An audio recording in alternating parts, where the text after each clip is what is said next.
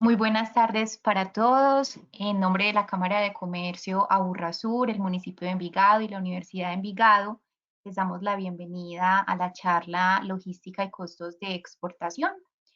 Mi nombre es Elizabeth Arcila López, trabajo con la Unidad de Comercio Internacional de la Cámara de Comercio y hoy los voy a acompañar desarrollando este tema. Antes, me gustaría compartirles una información, o más bien refrescar una información, ya que esta es la última sesión que tenemos dentro de la etapa de formación que se está desarrollando en el programa de internacionalización del sector joyero.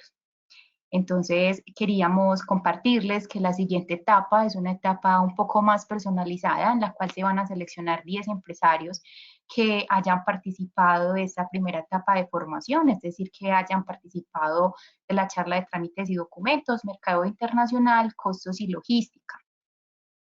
Estas empresas deben estar matriculadas en Cámara de Comercio en el municipio de Envigado como tal. El municipio, a través de la señora Ana Mejía, se va a comunicar con ustedes para solicitarles una información, enviarles un formulario de inscripción y de esta manera poder seleccionar los 10 empresarios que van a recibir el acompañamiento personalizado en los siguientes entregables. El primero es la formalización como exportador, es más bien un acompañamiento, una asesoría para que tengan muy claro a nivel pues, legal qué deben de realizar para que puedan ya quedar habilitados como exportadores. El acompañamiento para identificar 4 mercados potenciales, ¿sí? De acuerdo pues a las características de la empresa. Y por último, definir la estructura de costos internacionales de sus productos. Entonces, este acompañamiento se va a realizar también de manera virtual con la Unidad de Comercio Internacional, es decir, José Velázquez, Daniel y pues yo como tal que hago parte de la unidad. Entonces, por favor, para que estén muy pendientes de ese correo que les enviaría Ana María. Bueno, y ahora sí, vamos a dar entonces inicio con el tema que teníamos planeado.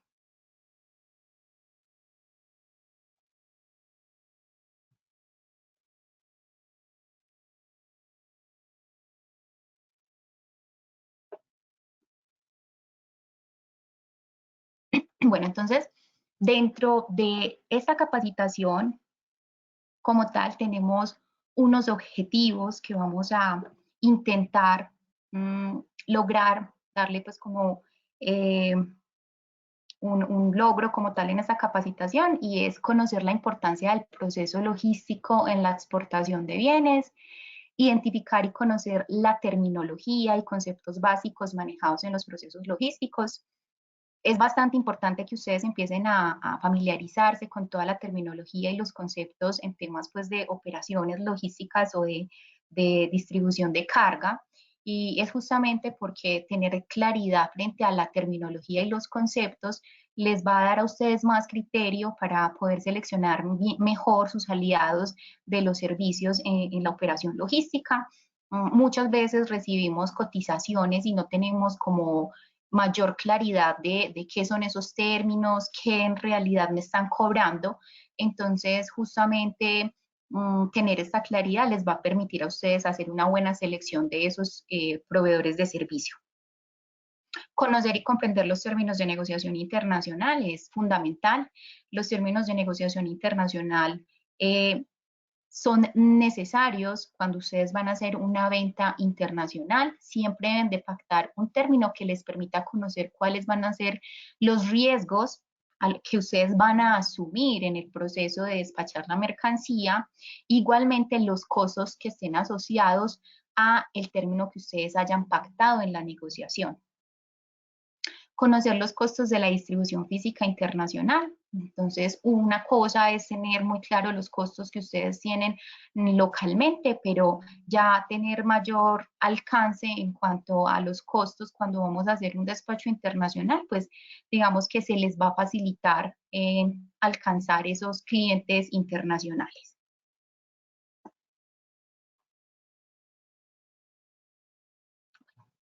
Dentro del contenido, para mí es bastante importante que ustedes como empresarios y que van a empezar a ser de alguna manera dolientes de todo lo que representa el contar con una infraestructura adecuada para el transporte de mercancías, mmm, comiencen a entender el reto que les representa, ¿cierto? El desarrollo o no que tenga el país a nivel pues logístico, ¿sí?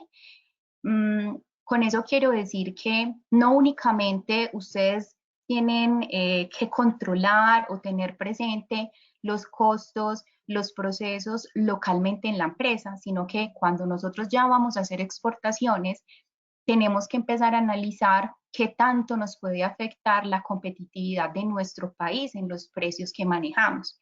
Entonces es por eso que nos vamos a detener un poco, pues tampoco demasiado, pero vamos a revisar el perfil logístico de Colombia para que conozcamos realmente el reto al que nos enfrentamos cuando vamos a hacer una exportación de bienes. Dentro del contenido también vamos a revisar los conceptos y costos de la logística de la distribución física internacional, términos de negociación internacional, los actores y roles en la exportación de bienes. Entonces nos vamos a dar cuenta que cuando empezamos a realizar operaciones de exportación, pues entonces vamos a tener que trabajar con unos terceros que a la vez van a tener unos márgenes dentro de la operación y eso finalmente va a afectar los costos de nuestros productos.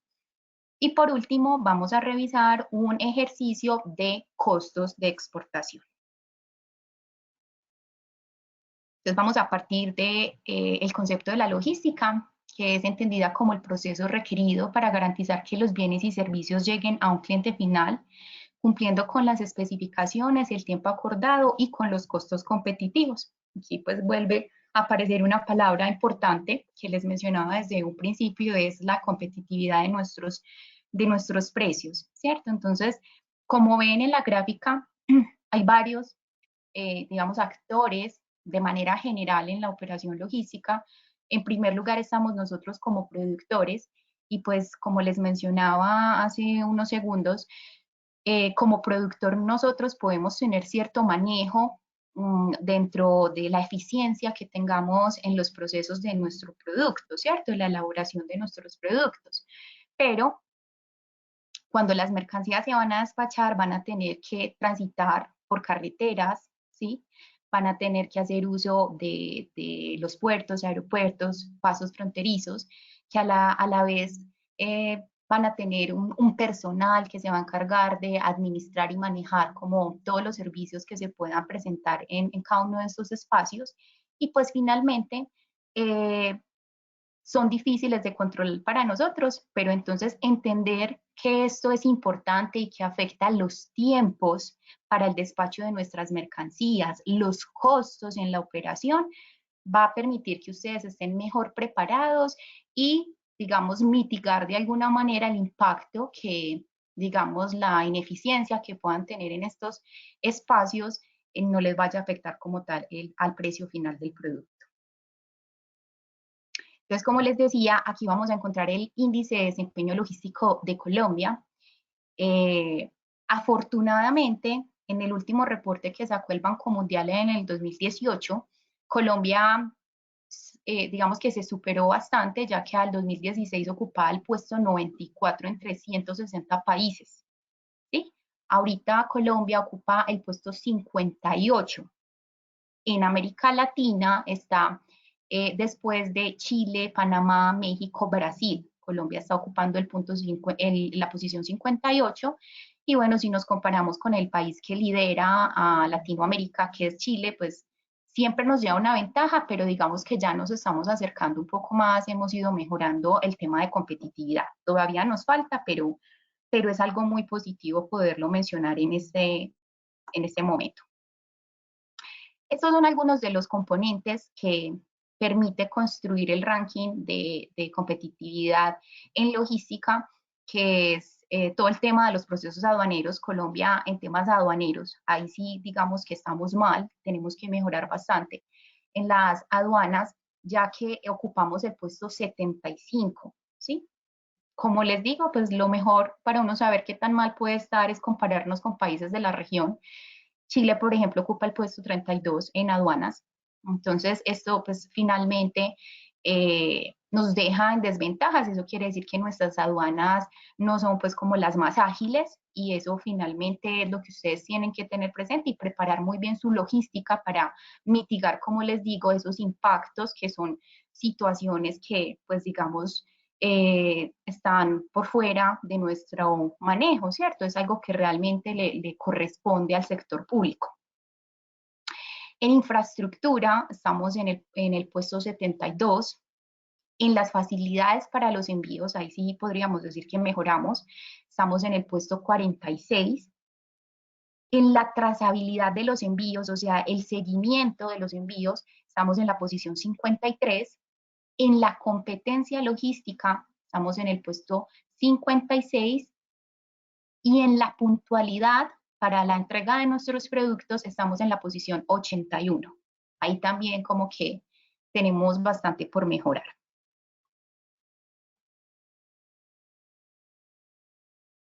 Muy bien. Ahora, ya siendo como más concretos, ¿cuánto nos estamos demorando para los despachos de mercancías? Eh, digamos que esta capacitación está muy enfocada principalmente al sector joyero y bisutería, y es por eso que aquí básicamente nos enfocamos en temas de transporte aéreo y terrestre, ya que el marítimo pues no es el ideal para este tipo de mercancías. En el transporte aéreo nos estamos demorando, después de presentar la solicitud de autorización de embarque, creo que fue algo que les comentó José en la presentación que tuvo de trámites y documentos.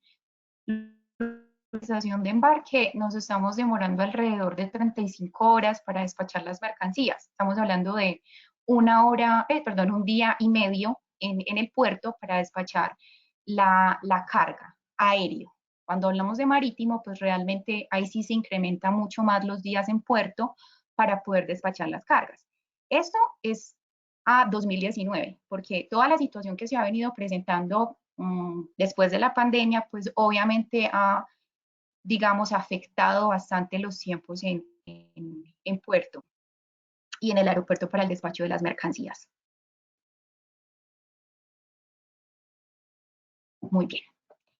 Ahora ya teniendo pues como presente ese panorama o digamos esas condiciones logísticas que tiene el país, ahora sí empecemos entonces a revisar los conceptos y los costos de la logística. Entonces, cuando hablamos de cómo está compuesta la logística como tal está compuesta por una logística de aprovisionamiento, donde básicamente tenemos dos actores que son los proveedores, el almacén, y es donde manejamos principalmente las materias primas. Hay una logística de producción y una logística de distribución. La logística de distribución puede ser vista a nivel nacional o internacional. En la logística de aprovisionamiento, pues vamos a encontrar, digamos, todo lo relacionado con el abastecimiento y aprovisionamiento de materias primas e insumos, que bien pueden ser adquiridas a nivel local como a nivel internacional, es decir, también podríamos inclusive o esos insumos.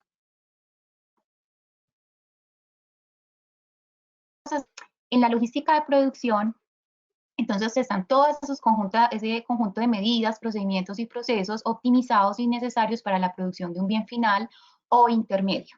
Es más, pues como la fábrica y los procesos que llevamos allí para poder tener un bien final.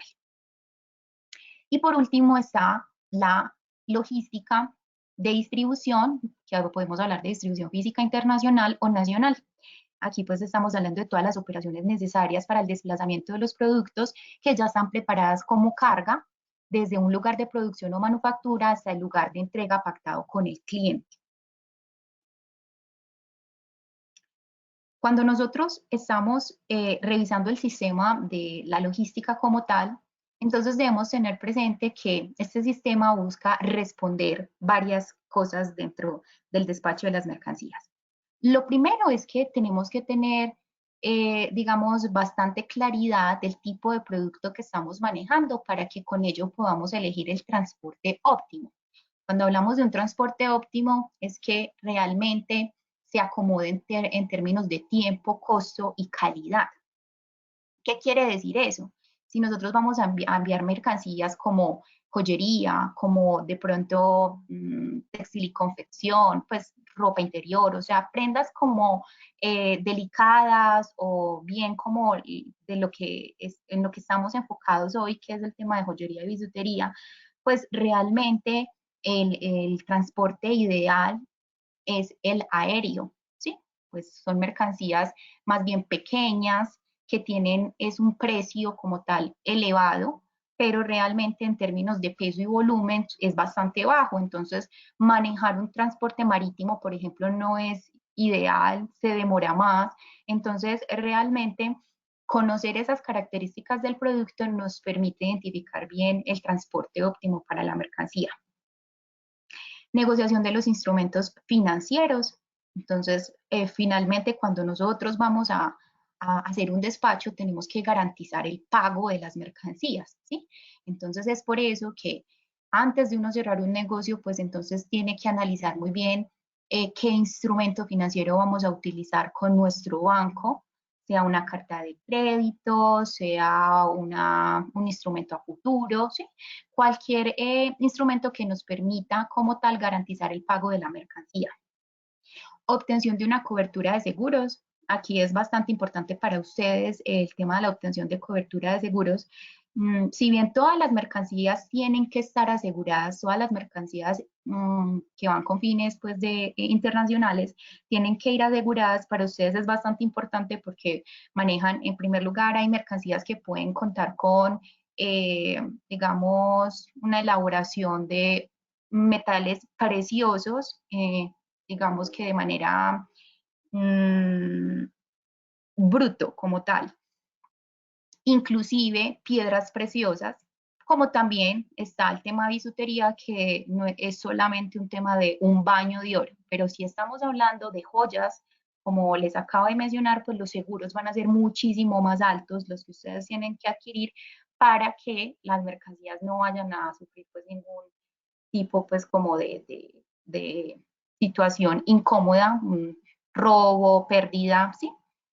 Cumplimiento de trámites fundamental. Entonces, cuando nosotros vamos a hacer el despacho de unas mercancías, como José se los mencionaba en la capacitación, pues hay unos trámites que tenemos que cumplir.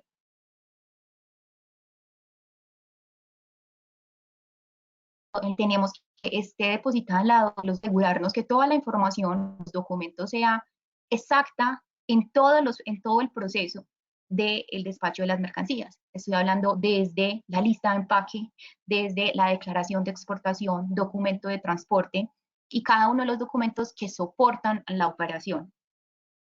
Embalaje y etiquetado del producto. Es fundamental elegir muy bien un buen embalaje para la mercancía para que se pueda proteger. Donde más daño sufren las cargas es en las manipulaciones que tienen de las mercancías en los puertos y aeropuertos. Entonces es por eso que tal vez el material que utilizamos como embalaje para una distribución local o nacional puede que no sea la misma, no funcione igual para el mercado internacional. ¿Sí? Debemos de asegurarnos, manejar unos, digamos, unas características en el embalaje más gruesas, por ejemplo, un corrugado doble, cuando estamos hablando de empaques de cajas máster, por ejemplo, que permita proteger muchísimo más las mercancías al momento de ser despachadas. Bueno, y hay muchísimos otros temas que hay que revisar y que finalmente quien es el llamado a revisar este sistema como tal, son ustedes los dolientes de la carga, ¿sí? ¿Cuáles son los principales actores que intervienen en la distribución física internacional? Entonces, eso va a depender mucho del proceso y del punto en el que se encuentre la mercancía. Entonces, cuando hablamos de los actores en el país de origen como tal, entonces estamos hablando de que puede haber un proveedor que se va a encargar del empaque de la mercancía, ¿sí? ¿Dónde se puede generar eso? En las bodegas, en los centros de distribución, ¿sí? Hay un proceso que es el transporte y las formalidades aduaneras. ¿Quiénes pueden o quién es el actor en este proceso? el transportista o en el caso de ustedes que generalmente se maneja por courier o paqueteo, eh, transportista, el agente de aduanas o broker, ¿sí? Las terminales portuarias. Otro de los procesos es el gasto de la manipulación en origen. Entonces, cuando las mercancías llegan a los puertos o a los aeropuertos, sufren ciertos procedimientos para que las autoridades aduaneras puedan revisar las mercancías y, digamos, cumplir como con todas esas formalidades para pues, despachar las cargas. En ese caso estamos hablando que los actores, ¿quiénes son? Los operadores portuarios, que son estas empresas que están al interior de los aeropuertos o los puertos y prestan estos servicios, o como tal las autoridades de control. En el transporte internacional, como tal, entonces vamos a encontrar agentes de carga aéreos, agentes marítimos, empresas de transporte terrestre o navieras. ¿Cuál es la diferencia? Cuando nosotros hablamos de un agente de carga como tal, en sí no es la aerolínea. Es difícil uno llegar a una negociación con una aerolínea o una naviera, pues porque ellos manejan unos volúmenes bastante grandes. Entonces, ¿qué hacen ellos? Ellos más bien hacen unos contratos con agentes de carga o transportadoras y estos agentes de carga lo que hacen es como, por decirlo de alguna manera, como revender los cupos. Entonces uno generalmente, ¿a quién le va a cotizar el servicio? A un DHL o un Panalpina o sí, a una agente, ¿sí? Porque como tal las aerolíneas no tienen esa facilidad de negociar directamente con el empresario. Está el proceso del seguro como tal, del aseguramiento de la mercancía. ¿Quién es el actor? Pues el agente de seguros. En ese caso, pues nosotros podríamos tomar un seguro con, con el mismo transportador o inclusive si la empresa puede manejar un seguro global, estoy diciendo que, por ejemplo, la empresa tenga un seguro global con De Lima, con Seguros Bolívar, Sura, cualquiera de estas aseguradoras, pues uno puede acogerse a esa póliza global y asegurar las cargas, si ustedes tienen ese alcance. Si no es posible, entonces uno debe tomar el seguro con el agente de carga o el agente de aduana, dependiendo con quién ustedes vayan a manejar el envío. Por último, está todo el tema del proceso de gastos de manipulación en destino. Entonces, cuando hablamos de los gastos de manipulación en destino, vuelve a suceder exactamente lo mismo que acá en origen, pero en el país al que va dirigida la mercancía, ¿sí? Entonces, ahí hablamos nuevamente de sociedades portuarias, operadores portuarios o autoridades de control, pero ya en el país de destino.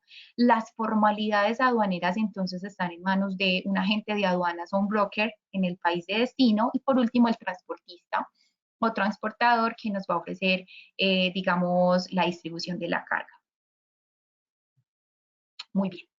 Ahora entonces vamos a hablar sobre el empaque y el embalaje. Entonces, cuando nosotros hablamos de empaque y embalaje, es importante diferenciar entre qué es uno y otro. Entonces, cuando hablamos de empaque, estamos hablando de ese, digamos, material primario que está en contacto directo con el producto y nos permite como tal contener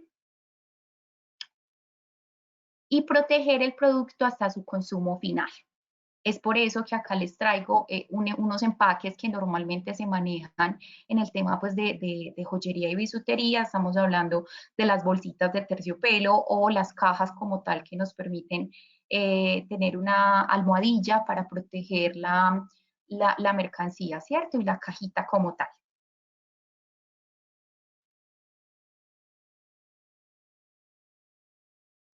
En el embalaje, entonces, el embalaje como tal son todos los materiales utilizados para el manipuleo de transporte y almacenaje de la carga. Estamos hablando de estivas, pallets, guacales, cajas máster. Y en el caso de joyería y bisutería, estamos hablando de que debemos de adicionar un elemento adicional y son las bolsas de seguridad o sacos de seguridad. Como vemos acá, en las imágenes estamos viendo, por ejemplo, acá una estiva con varias cajitas. Esto es si estuviéramos enviando mercancías pues como más voluminosas o de mayor peso, pero como generalmente estamos hablando de productos pequeños que no es difícil llegar pues como a estas cantidades, entonces aquí les muestro unas cajitas máster. Estas cajitas, por ejemplo, ustedes las pueden mandar a realizar, ¿cierto? Pero también existe la posibilidad de que uno la adquiera con el mismo transportador. Por ejemplo, si ustedes cotizan con DHL, tienen una cuenta en DHL o FedEx, ellos les pueden facilitar las cajas. Ya si ustedes quieren personalizar la caja, está también, pues, es libre de que lo puedan realizar.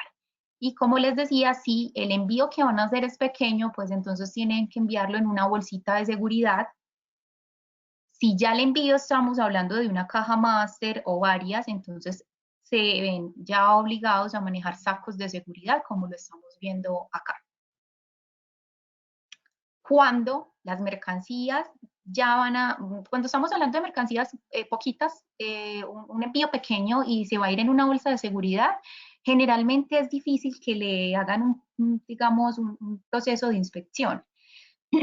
Pero cuando ya estamos hablando de cantidades un poco más grandes, como enviar cajas máster que van a ir en tulas, la DIAN luego le pone un precinto cuando las mercancías van a salir luego de que les hacen la inspección. O sea, como son más, una cantidad más grande, sí es posible que le hagan inspección a la mercancía. Entonces, en ese sentido, la DIAN se encarga de relacionarle un precinto para darle pues como mayor seguridad a la distribución de la carga.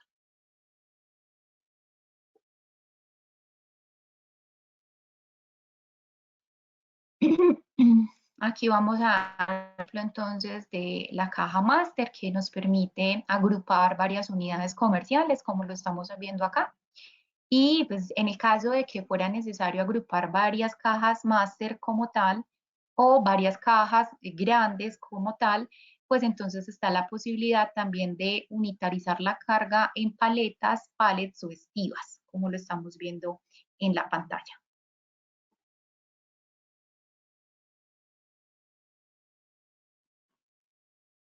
Muy bien. Cuando nosotros estamos realizando el empaque y el embalaje, debemos de tener presente varias condiciones para marcar la mercancía o como tal el empaque y el embalaje. Entonces, lo primero es tener muy bien definidos los lugares de embarque y desembarque de las mercancías. Eso con la finalidad de que no se vaya a extraviar la carga. Tener claridad frente a las distancias entre el vendedor y el comprador.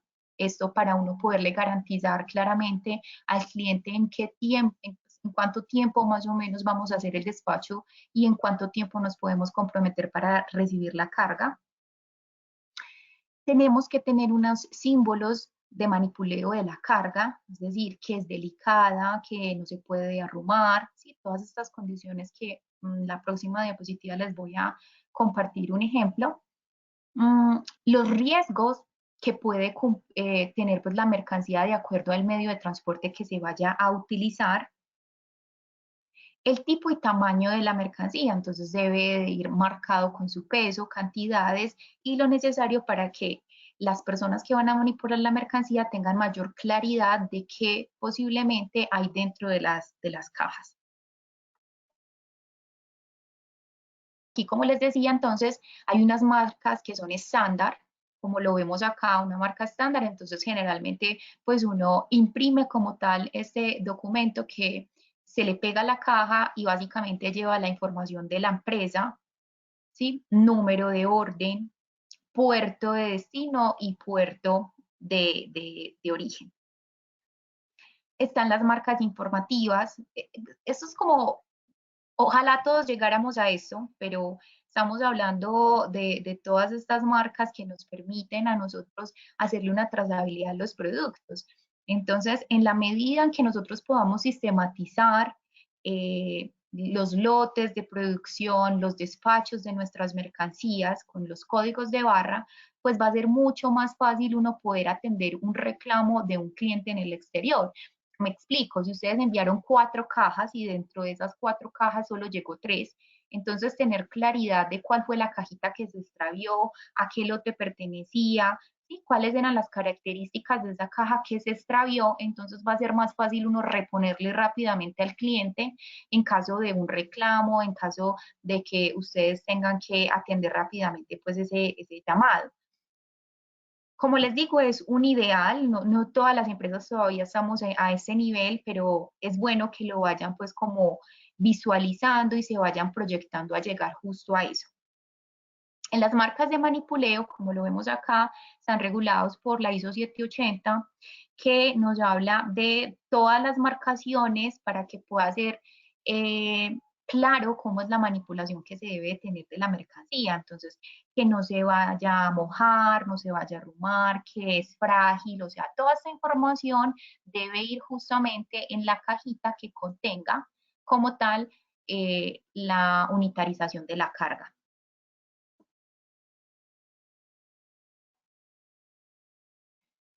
Por último, tener presente que las características de las marcas deben ser legibles, indelebles y fáciles de localizar. ¿Sí? Es decir, las debemos de poner en las partes que justamente van a ser visibles, no en una parte que de pronto nadie lo va a identificar. Debe de contener los datos del comprador, número de referencia, número de bultos, cajas, peso neto, bruto, instrucciones de manipuleo. Muy importante cuando estamos hablando eh, como tal de, de envíos internacionales, relacionar el código de área, ¿sí? Para que se pueda identificar y encontrar más fácil las direcciones de el cliente a quien debe ir la mercancía. Ahora entonces vamos a revisar cuáles son las clases de transporte internacional. Entonces, claramente hay un transporte de carga, que es para uso industrial y comercial, y hay un transporte de pasajeros, que es principalmente para servicios turísticos, ¿sí?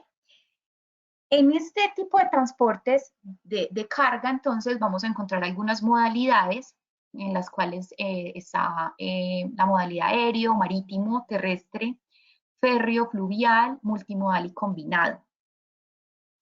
Digamos que los primeros tres nosotros los manejamos al interior del país, es como lo más común. Los demás es un poco más complejo encontrarlo pues en nuestro país, pero en otros países sí es más normal como uno encontrar hasta más de los tres primeros medios de transporte. Cuando hablamos de multimodal, estamos hablando de, voy a ponerles un ejemplo, ustedes pueden contratar una naviera que les va a prestar un servicio de transporte de carga de Colombia, cargando, voy a decir algo, en Buenaventura, y va a llegar a Filadelfia en Estados Unidos, y de Filadelfia va a ser despachado a Canadá terrestre. Ahí estamos utilizando dos medios, el medio marítimo y el terrestre. En ese caso lo llamamos multimodal. Y combinado es cuando utilizamos igualmente varios medios de transporte, pero con diferentes agentes o transportadores. ¿Sí? La diferencia entre el multimodal y el combinado es que el multimodal utiliza un solo documento de transporte que va como a agrupar los dos medios como tal, mientras que el combinado se van a generar diferentes documentos de transporte por diferentes compañías. Entonces, es importante tener presente que cuando nosotros hablamos de enviar mercancías, entonces los documentos de transporte se convierten como tal en un contrato entre el transportador y la empresa, en el cual uno le está entregando como tal el poder, ¿sí? O la propiedad de esa carga al transportador. Entonces, el transportador, mientras tenga esa mercancía, está pues como a cargo de la mercancía y cualquier situación que suceda con la carga, pues él va a ser el responsable. Asimismo, quien recibe el documento de transporte es como el apoderado de la carga, es quien puede reclamar la mercancía, ¿sí?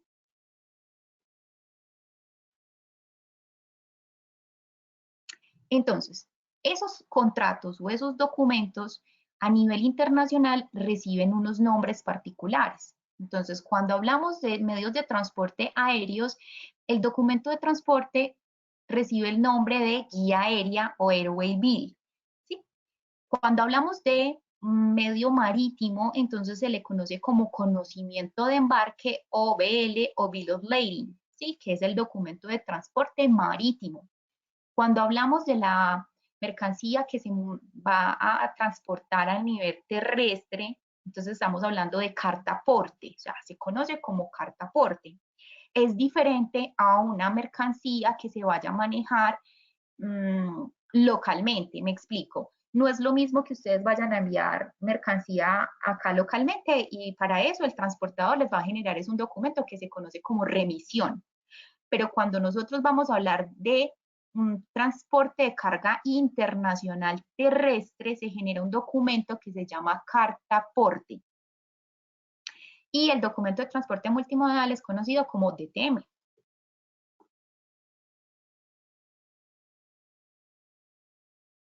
Aquí, como les decía, entonces van a ver unos términos que igual en el ejercicio que vamos a realizar al finalizar la charla, van ustedes a identificar que claramente estos términos no los cotizan así, o sea, nos van a relacionar el precio de esta manera. Entonces, sí es bueno que ustedes se vayan familiarizando con ellos. Entonces, a nosotros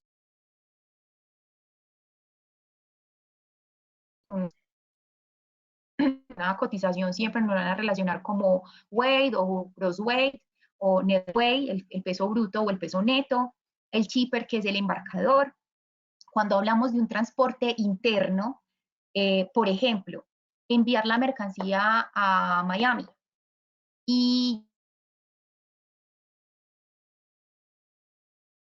llega al aeropuerto de Miami a su cliente, ese transporte interno allá en destino es conocido como inland freight.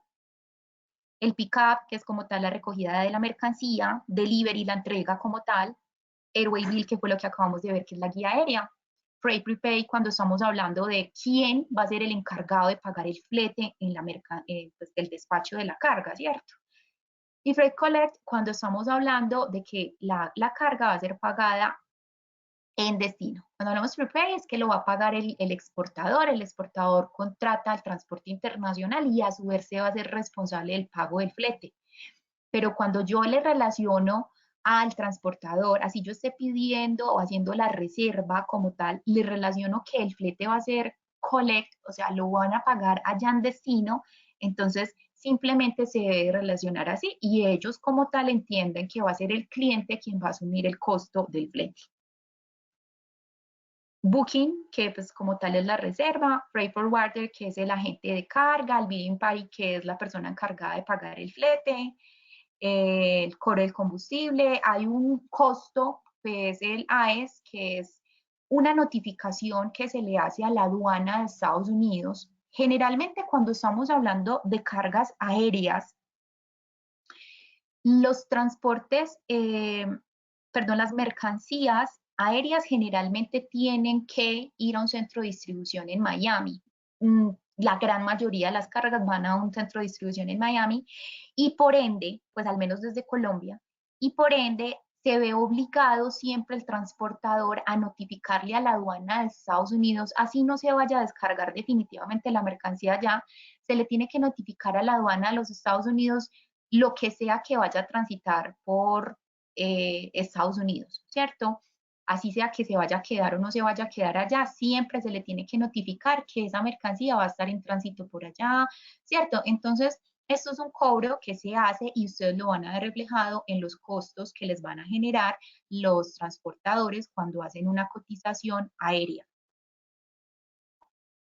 Aquí están básicamente las siglas de los términos de negociación, perdón, de los documentos de transporte. Entonces, la carta aporte o guía aérea, el BL, que es el Bill of Lading, el BAF es un ajuste al combustible, pues generalmente es más utilizado en temas marítimos, pero cuando el precio del combustible está variando mucho. Generalmente las cotizaciones a veces tienen ajustes en los precios que les dan a ustedes los transportadores cuando ustedes hacen una cotización. El CAF generalmente es un ajuste monetario. Entonces, eso es cuando las tarifas por temas de tasas de cambio se están viendo muy afectadas, hay ajustes y nos pueden relacionar un CAF. Y el GRI es, digamos, un costo que se genera cuando hay temporadas altas o justamente en esta situación, por ejemplo, que estamos atravesando en este momento con las mercancías que están llegando a Colombia. Por la situación de orden público, hay un costo que se está asociando, que es el GRI, por una situación especial o no es una temporada alta como tal, pero sí hay una situación en particular que está haciendo aumentar los costos de las tarifas, entonces lo relacionan como GRI. La ETA y la ETD, que no es más que la notificación de la fecha estimada de arribo de la carga y la fecha estimada de cargue de la mercancía. Entonces, cuando ustedes van a hacer una reserva en con un courier, ¿cierto? Como tal o un transportador, a ustedes siempre les van a notificar cuál va a ser la fecha estimada de arribo de la mercancía, o sea, al país de destino y la fecha de zarpe de la carga como tal. Ahora, ¿cómo nos cotizan a nosotros entonces los transportadores? Entonces, las tarifas en los diferentes medios de transporte varían. Y es por eso que en un principio yo les decía, cuando uno va a seleccionar un medio de transporte, entonces tiene que seleccionar el que realmente se acomode más a nuestro producto y a las características de nuestro producto. Aquí claramente podemos ver entonces que cuando hablamos de tarifas marítimas, por ejemplo, la relación que existe para que a nosotros nos cobren como tal es tonelada metro cúbico, ¿sí? Entonces estamos hablando que las mínimas están digamos, relacionadas en toneladas, ¿sí? Entonces, pues ahí se nos vuelve más complejo, igual no va a ser muy difícil uno llevar una tonelada de bisutería, ¿sí? Entonces es por eso que yo les digo, o sea, hay mercancías que definitivamente no les va a aplicar ciertos medios de transporte. Sin embargo, pues como manera de, por conocimiento como tal, les cuento entonces que, como les digo, las tarifas marítimas se utilizan principalmente o las relaciones tonelada metro cúbico. Eso quiere decir, por ejemplo, que nos pueden dar tarifas por carga suelta o por contenedor completo. Cuando hablamos de tarifas para carga suelta, entonces lo vemos acá, es la relación que sea mayor entre el peso y el volumen. Entonces estoy diciendo algo, por ejemplo, yo tengo una mercancía que el peso es de 3 toneladas y el volumen es de 2,5 metros cúbicos. En ese caso me van a cobrar por la tonelada que es lo mayor entre las dos. ¿Sí? Entre 3 y 2,5, el 3 sería como tal lo superior. Entonces, las navieras, como dicen, cuando es carga suelta sería $90 tonelada metro cúbico, entonces sería $90 por 3, que sería la tonelada. De esa manera es que cuando yo envío carga suelta me cobran. Cuando hablamos de tarifas por contenedores completos, entonces va a depender si yo voy a utilizar un contenedor de 20 pies, de 40 pies, si es un contenedor refrigerado, ¿sí? En los recargos que se pueden generar al flete, o sea, normalmente a nosotros nos van a cobrar el flete, pero ese flete siempre va a tener asociado unos recargos. Entonces, ¿cuáles son esos recargos? Como yo les he explicado ahorita, puede existir el recargo del combustible, que es el BAF, puede existir el cobro por la elaboración del documento de transporte, como lo vemos acá en BL, Terminal Handling Charge, que pues digamos son los costos que se pueden generar por el manejo de la carga en el puerto. Y bueno, hay otros costos que pueden asociarse dentro de la operación en el tema marítimo. Cuando las mercancías llegan a destino, entonces, ¿qué recargos se pueden asociar al flete? La liberación de la carga. Entonces, a nosotros nos pueden cobrar por liberar la mercancía y radicar la documentación. También se puede generar por manejo, desconsolidación de la carga y el flete al cobro, como les decía ahorita, cuando yo relaciono, así yo tome la reserva y yo relaciono que quien va a pagar es el cliente pues, allá en destino, entonces puede generarse un flete al cobro.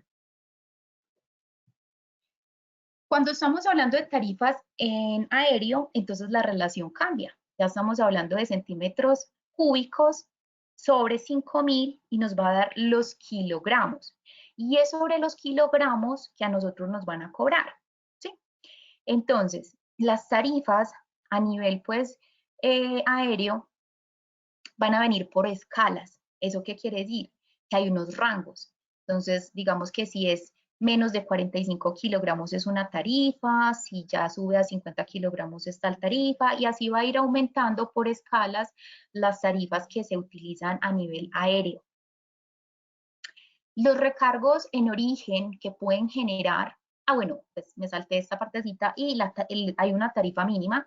Si, por ejemplo, porque me iba a saltar y es muy importante porque posiblemente a ustedes les va a aplicar mucho, porque como les decía, es posible que las mercancías de ustedes tengan unos valores muy altos por las características del producto, pero por el tamaño, peso de la mercancía, tal vez generalmente tengan que pagar son mínimas, ¿sí? Entonces las mínimas es, si está por debajo de 40 kilogramos, entonces es una mínima de tanto, ¿sí? En los recargos en origen, ¿cuáles son los recargos que se generan en origen? Entonces, nuevamente el combustible, inland freight, que era lo que les especificaba ahorita, transporte local, pick-up, que es recoger la mercancía, delivery, entregar la mercancía, packing, pues eso sucede mucho en las mercancías aéreas, que hay reempaques, hay muchos reempaques en el tema aéreo, entonces pueden tomar la carga y volver a, digamos, unitarizarla con otra mercancía, ¿sí? Para facilidad de la operación, eso sucede mucho en el tema aéreo.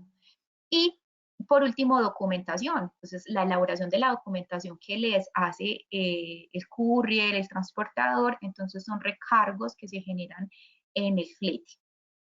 Los recargos en destinos, ¿cuál podrían ser?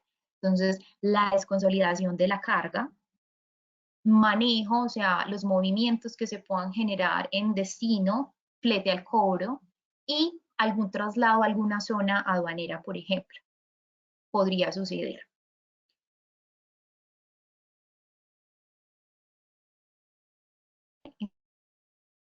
Ahora, en el transporte terrestre, entonces la relación es un metro cúbico igual a 400 kilos. Esa es la relación para uno poder identificar cuál va a ser la tarifa que me van a cobrar en temas terrestres. Entonces, cuando hablamos de temas terrestres, entonces hay tarifas para carga suelta, ¿sí?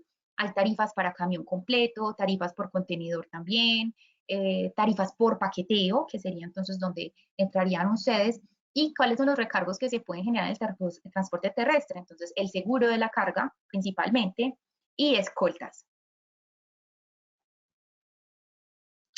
Muy bien, me gustaría aquí como parar un poquito y preguntarles cómo vamos, si tienen alguna inquietud hasta acá, si les gustaría pues como que les aclare algún punto hasta lo que llevamos, o todo ha sido claro.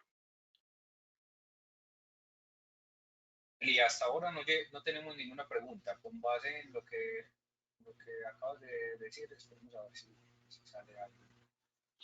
Ok, perfecto, muy bien. Entonces, vamos a, No sé si podemos darle acceso. dime, Que alguien tenía la mano levantada. hacia aquí, ve, alguien preguntó.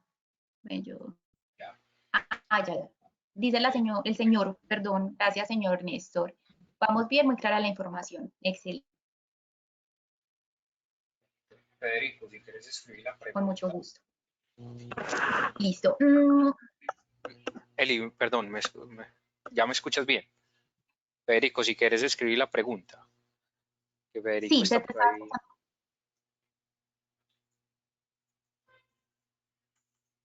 hay un señor Federico que desea preguntar algo.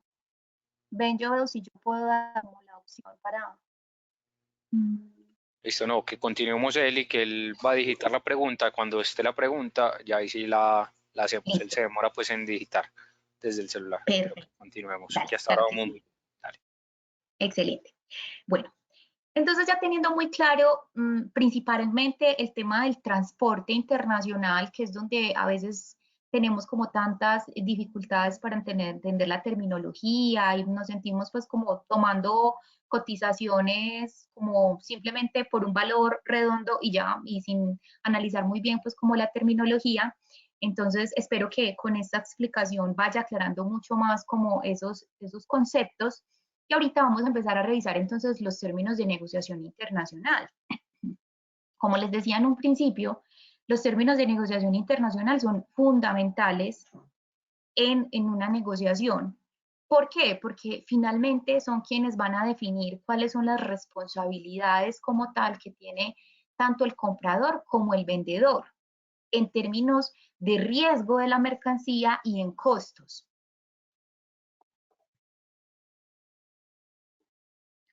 Entonces, la última actualización que tuvo los Incoterms fue al 2019 y empezó con la versión a 2020, el 1 de enero del 2020.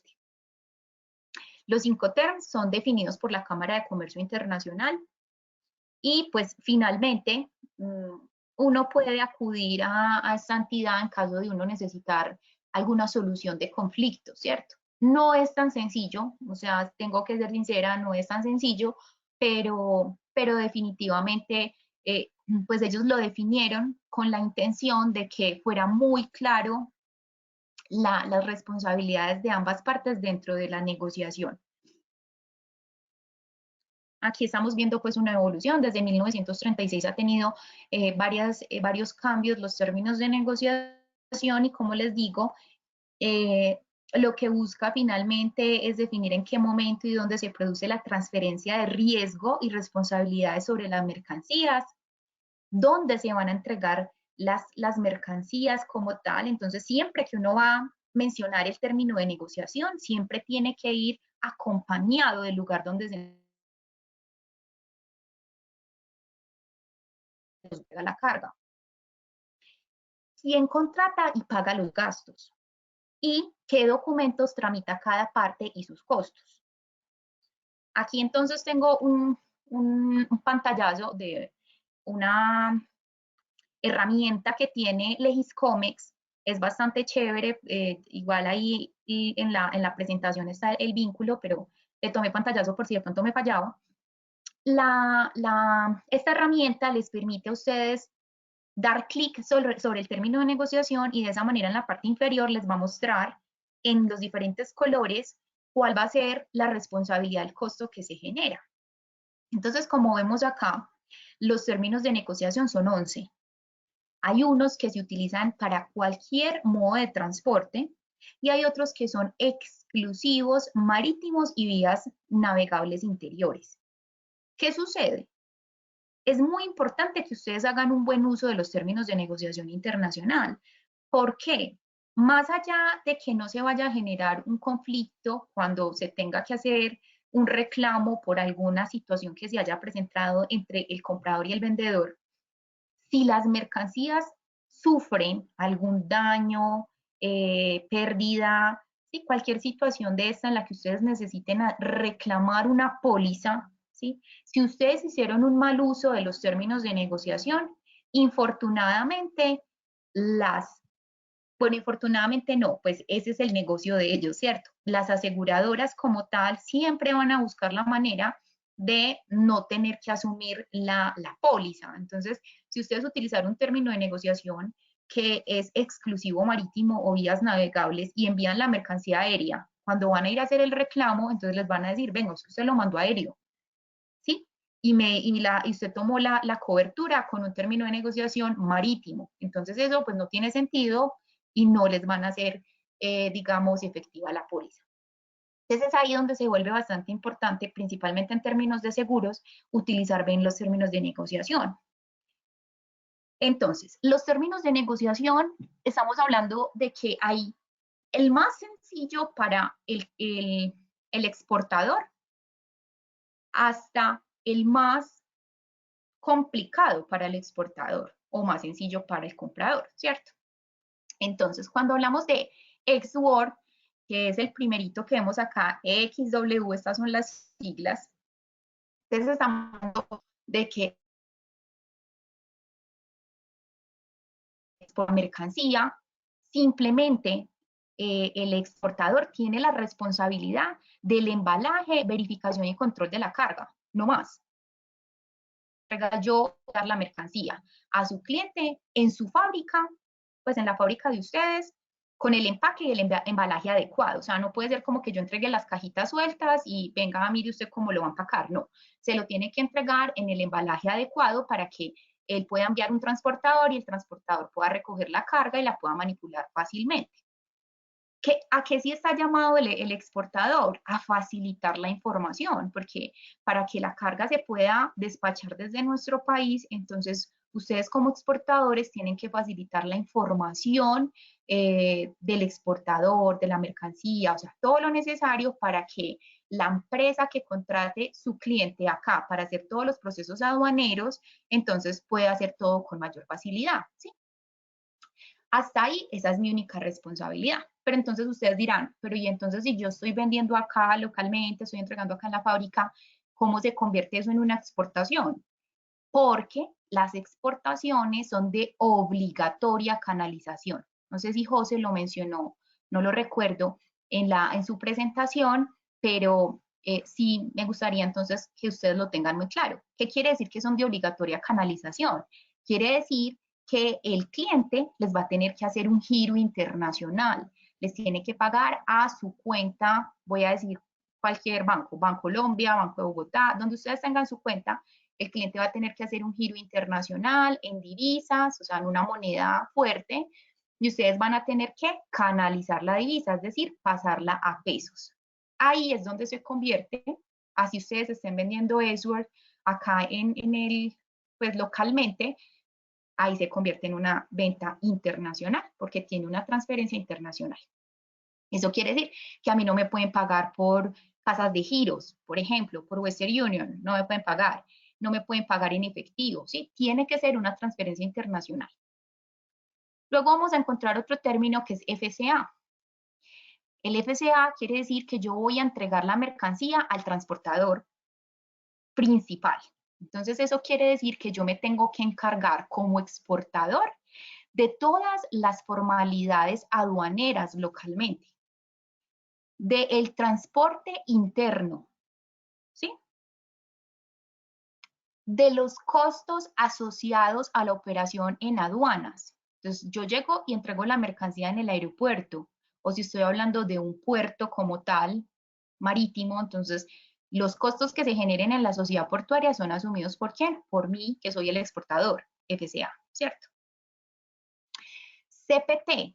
Entonces, en CPT yo estoy entregando la mercancía con el transporte internacional pago, más la aduana, más el transporte interno, todo en origen. Luego llega el término SID, que es costo seguro y flete. Entonces ahí quiere decir que yo no solo voy a pagar hasta el transporte internacional, sino que también voy a asegurar la mercancía. O sea, es mi responsabilidad como exportador asegurarla, tomar el seguro como tal. Y luego ya vamos a llegar a un término de negociación que fue el que cambió justamente en los términos, perdón, en la modificación para el 2020, que pasó de DAT a DPU. Entonces, antes era Delivery at Terminal, que era entregando la mercancía en la terminal. Pues digamos que para nosotros terminal uno podría decir pues el puerto, pero no en todo el mundo manejan la palabra terminal y eso era muy confuso dentro de las negociaciones. Entonces, cambiaron el término a entregado descargado por DPU. Entonces, es cuando yo me comprometo en un término DPU, quiere decir que yo voy a entregar la mercancía descargada en el país de destino. O sea, esa maniobra de que la mercancía la descarguen sea del avión, sea del barco, todo es asumido por mí, exportador, ¿cierto?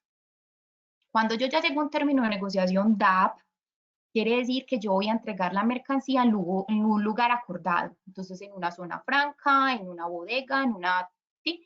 En un lugar acordado, pero hasta ahí yo todavía no he nacionalizado la carga, solamente está ahí en un punto antes de ser nacionalizada.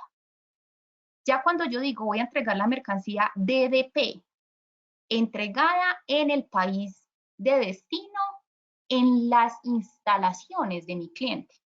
Por eso les decía, Edsworth es como el más sencillo para mí, y DDP es el mejor para ellos, ¿cierto? Porque les estoy entregando todo en su empresa, con todo pago, nacionalizado, ¿sí? Sin ningún inconveniente. Entonces, estos otros términos de negociación que estamos viendo acá son exclusivos marítimos. Cuando yo digo FAS, quiere decir que voy a entregar la mercancía a un costado del buque. Generalmente a un costado del buque son mercancías principalmente que tienen unas características especiales como granel, que van a ir de productos, ¿sí? Entonces hablamos de al costado del buque. Cuando hablamos FOB, que es free on board, puesto sobre la borda del buque, entonces ahí ya estamos hablando de que yo voy a incurrir inclusive hasta el costo de la maniobra de tomar la mercancía y que se ponga sobre la borda del buque.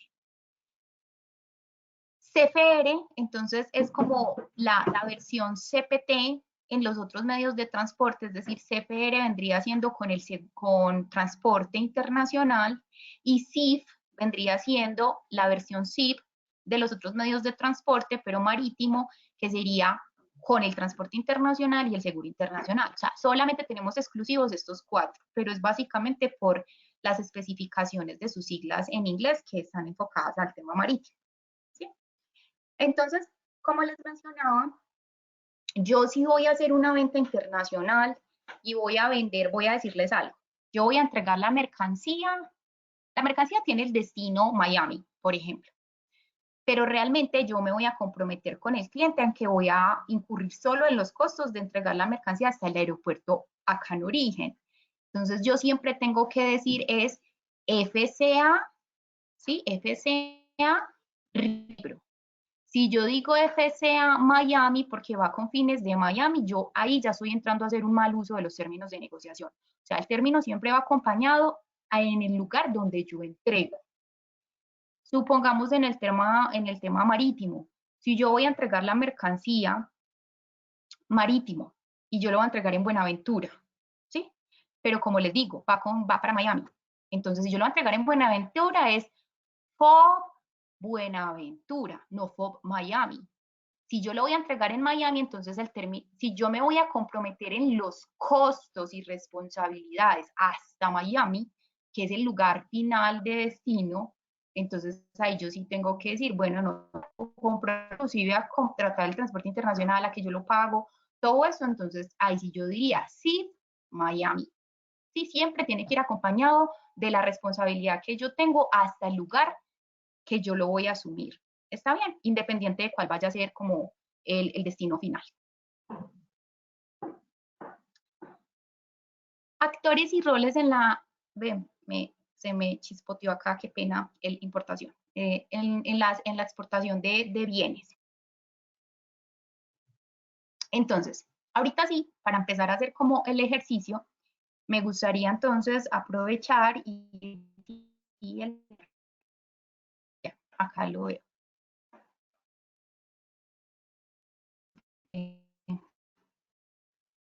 Dice el señor Federico Castrillón. Yo siempre pongo los precios en mi line sheet en Esword, pero a la hora de emitir la factura la marco como FOB. ¿Sería correcto? Señor Federico, entiendo que o sea, cuando tú estás haciendo tu estructura de costos, lo tomas como si estuvieras haciendo una venta local, pero cuando le vendes al cliente, le relacionas el término de negociación FOB.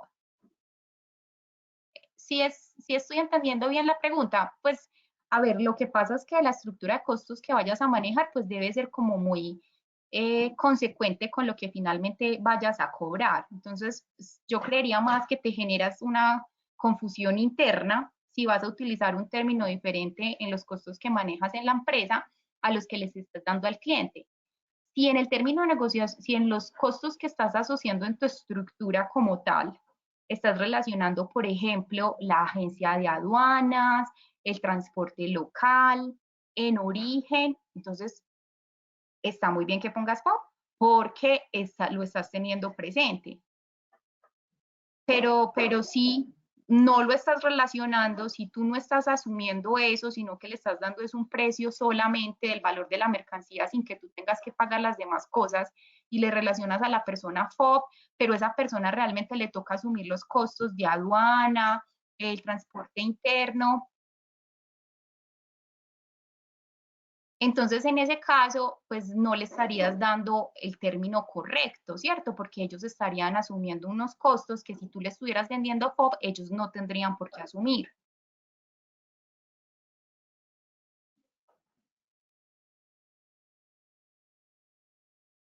Y hay unos comentarios agregados, ¿los estás leyendo o te los leo? Sí, El sí, señor acá Federico. estoy leyendo, Perfecto. ajá, dice el señor Federico que la verdad era que antes una empresa le hacía todo esto, pero hace 3 meses empecé a hacer los trámites yo mismo.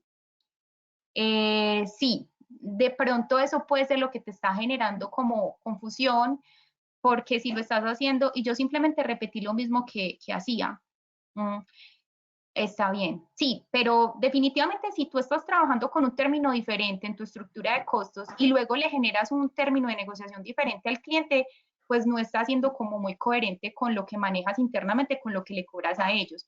O sea, por lo menos si tú internamente estás pensando que estás dando un precio S-Work, pero igual estás asumiendo costos, por ejemplo, de aduana o de transporte, ¿sí? Entonces, no es S-Work lo que tú estás vendiendo otro término. De todas maneras, en el ejercicio que vamos a realizar va a ser mucho más claro el uso de los términos y se van a familiarizar más de cómo los manejamos en una estructura de costos y cómo luego se visualizan en una factura de venta internacional. ¿Está bien? Don Federico, de todas maneras, como se los mencionaba en un principio, pues aparte de que pueden postularse para recibir el acompañamiento individual, si les podemos aclarar algo más, también quedamos pues como a su disposición nuestros correos para que nos contacten y podamos revisar cualquier duda que tengan. Entonces, eh, yo quise traer como 2 ejercicios. Uno está muy enfocado en una venta de un valor que no supere los $5,000 ni los 50 kilogramos en peso. Cuando nosotros estamos hablando de hacer exportaciones, entonces en su concepto las exportaciones son es la salida de mercancía del territorio nacional, perdón. Pero resulta que cuando las mercancías se van a despachar, las mercancías tienen que como tomar como un estatus, ¿cierto? Tienen que especificar a qué régimen aduanero, que lo define el estatuto aduanero, se va a acoger, o sea, cuál es esa modalidad bajo la cual va a salir esa carga. Entonces hay una modalidad que es especial, que se llama justamente exportación especial o aquella que hace uso de tráfico postal o paquetería. Esa especial es cuando nosotros vamos a hacer envíos que no superan los $5,000 ni los 50 kilogramos en peso. Cuando eso es así, entonces yo simplemente tengo que tener presente son los costos del transporte y asociado al transporte. Yo no necesito hacer trámites aduaneros, yo no necesito contratar una agencia de aduanas cuando no me paso de estos montos. Entonces, en el tema de joyería sí que se ve, ¿cierto? Porque, pues, como les mencionaba en un principio, es difícil uno llegar a superar estos pesos en joyería, pero tal vez sí en peso, entonces, en valor, perdón. Entonces, como yo les decía, si ustedes les hacen un pedido pequeño, por decirlo de alguna manera, que no superen estos $5,000, ustedes lo pueden hacer tranquilamente sin tener que entrar en un proceso muy complejo. ¿Y cómo es? No estoy haciendo publicidad, solamente que se me facilitó como tal compartir estos pantallazos de la plataforma de HL. Entonces, ustedes pueden crear o no un usuario en DHL, ¿cierto? Y pueden hacer una cotización como tal del transporte y de hecho montar de una vez el pedido, perdón, la solicitud de transporte. Entonces, cuando nosotros hablamos de una exportación especial, únicamente que tenemos que tener presente en términos de costos, el empaque del embalaje de los productos. Entonces, estamos hablando el empaque, la bolsita de terciopelo o la cajita, ¿sí? El empaque primario, la bolsa de seguridad, y si va en una caja máster, entonces como tal la caja máster.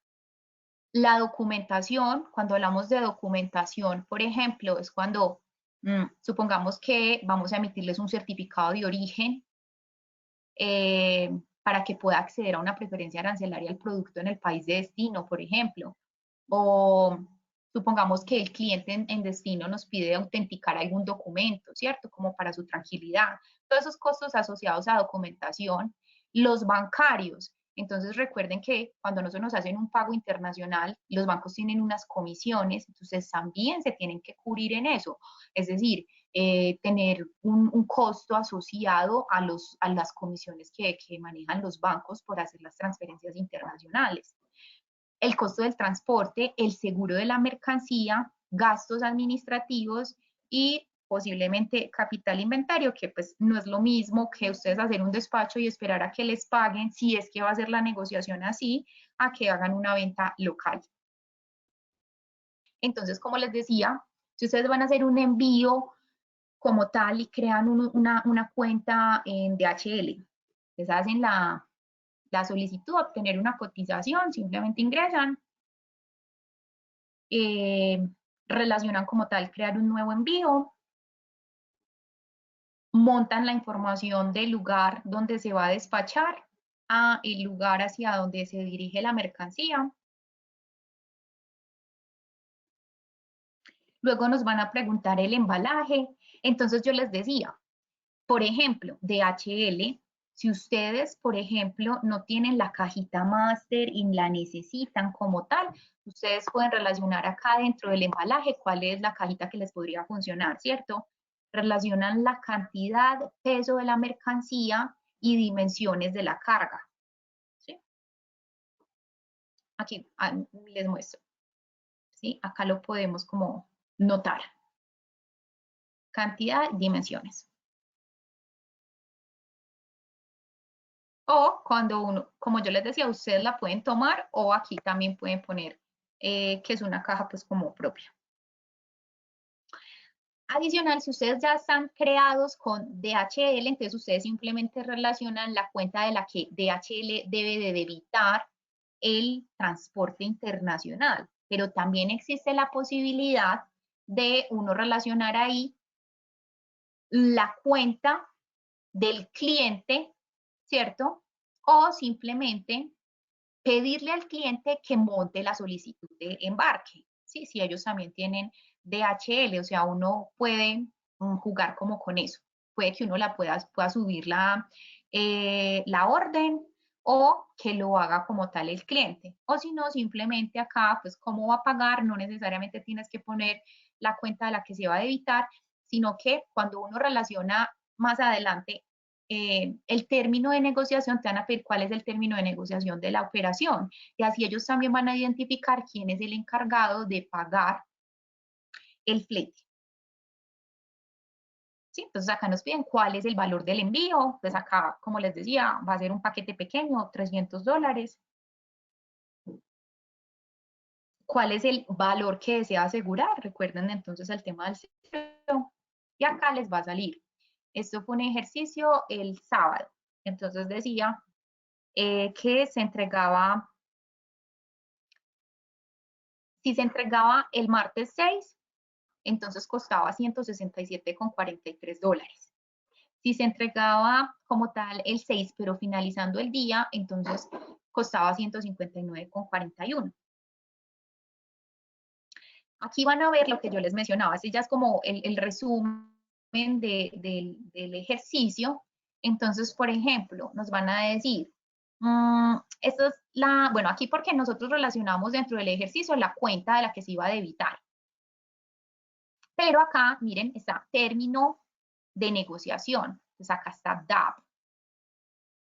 Recuerden que DAP es el que es antes de DDP, es decir, antes de entregar la mercancía en la empresa con todo pago.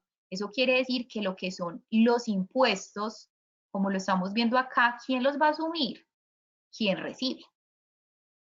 ¿Sí ven? Entonces acá es muy sencillo realmente hacerlo, por ejemplo, con DHL.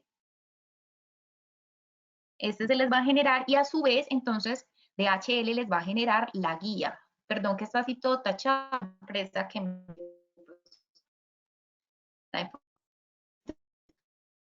Acá vamos, por ejemplo, el documento. ¿Se acuerdan que les decía? Cuando nosotros hacemos el envío con una transportadora y es internacional, mira acá, Waybill, que es el documento de transporte o guía aérea internacional. Entonces, esto es un documento súper importante. ¿Por qué? Porque uno lo tiene que guardar. ¿Cuáles son los documentos? Y sobre todo cuando estamos hablando de envíos así pequeñitos, que yo voy a enviar es por courier o tráfico postal. Entonces, en primer lugar, el documento o declaración simplificada, o sea, cuando ustedes están haciendo, están montando como tal la orden, DHL les genera un documento, una declaración simplificada, ese es el documento que ampara la operación, junto con ese documento de transporte, la factura comercial y dependiendo cómo les vayan a hacer el pago. Si les hacen la transferencia internacional o, por ejemplo, les pagan por tarjeta de crédito, el soporte del pago, esos documentos son para esta operación en particular, que es especial, quién son los que amparan la operación. ¿Sí?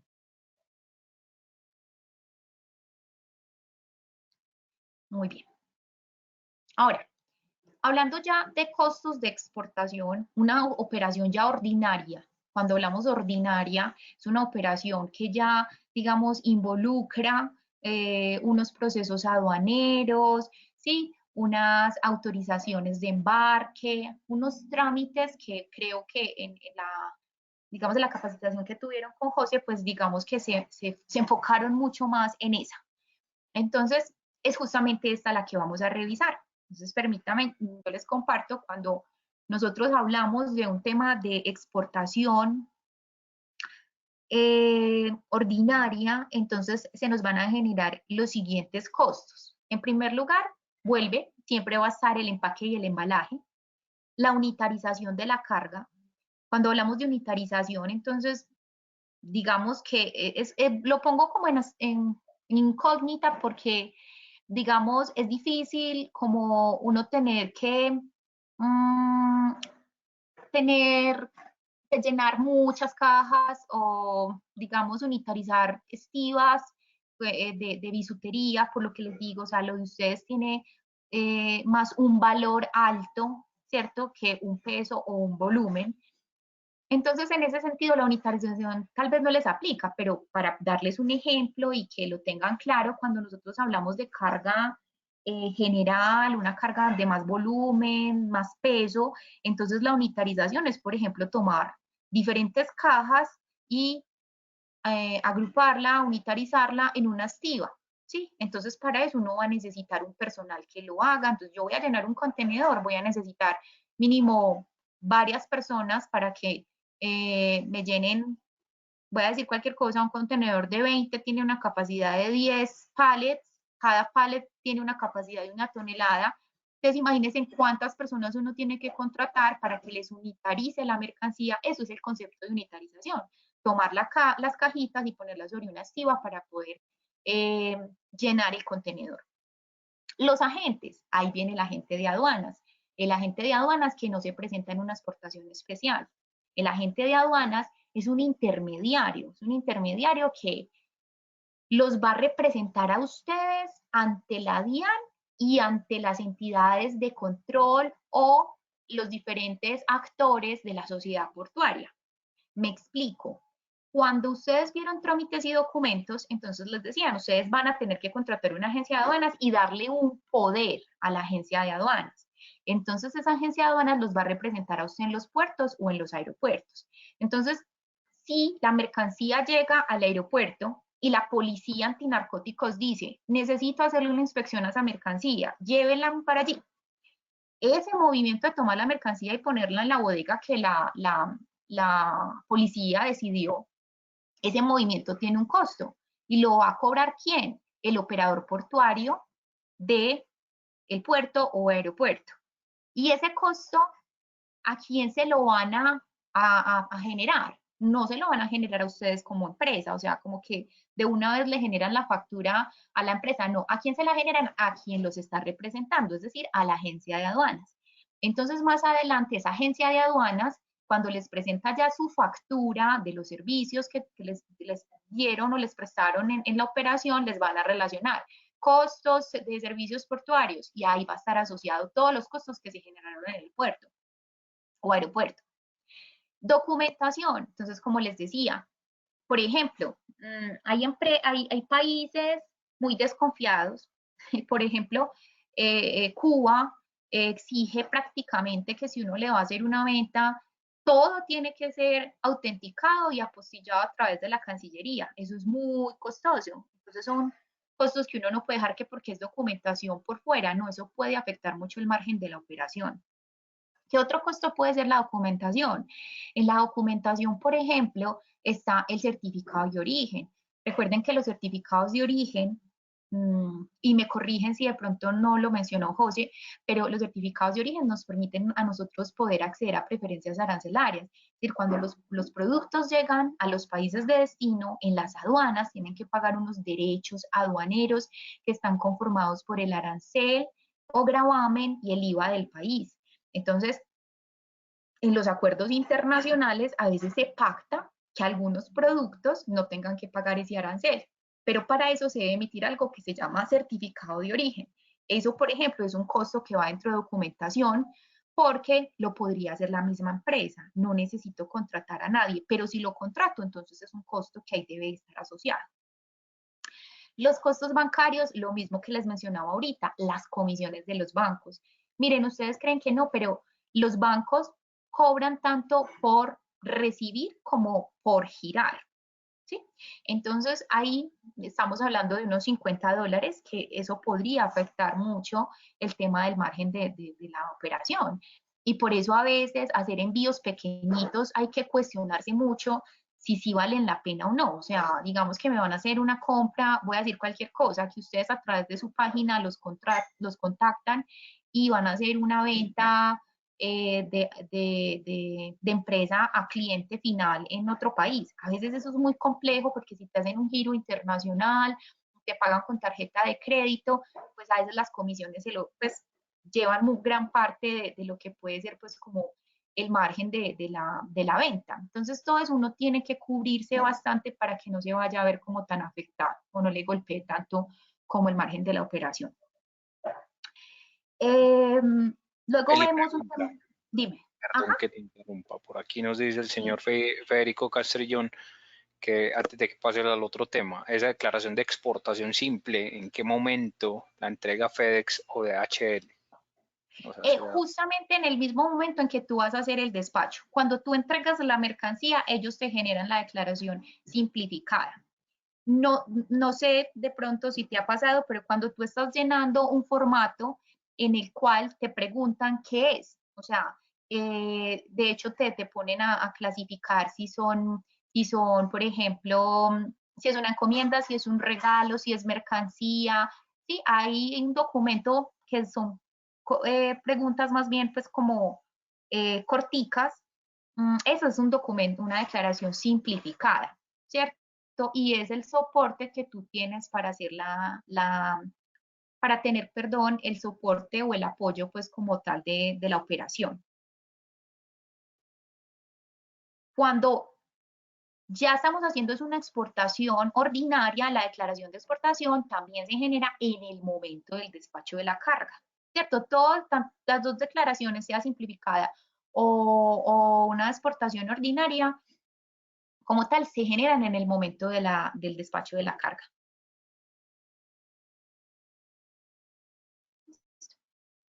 Bueno, manipuleo, bueno, seguro, almacenamiento, pues el almacenamiento también es pues como de analizar en la operación de joyería porque pues, no es que se aplique mucho, ¿cierto? Porque el almacenamiento, por ejemplo, cuando nosotros vamos a hacer uso de medio de transporte marítimo, normalmente uno tiene unos días libres del uso de las instalaciones mientras uno despacha o se embarca como tal la mercancía.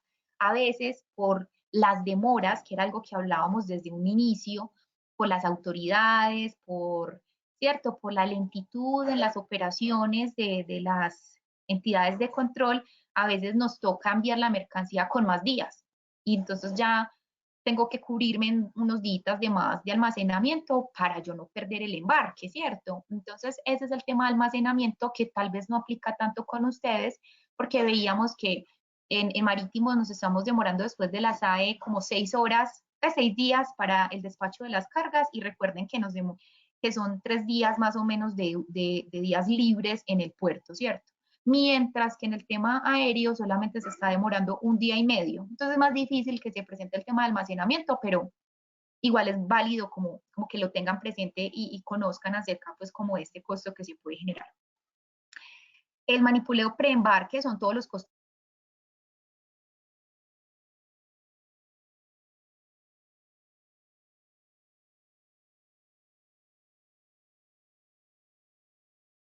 Y se perdió la conexión. No sé si soy yo,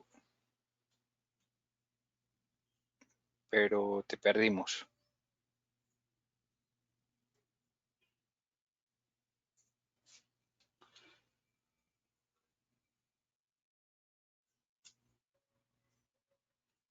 Perfecto, gracias por la confirmación. Ya mismo voy a verificar con Elizabeth qué sucedió. Seguramente tuvo una pérdida de la conexión a internet. Ya verificamos.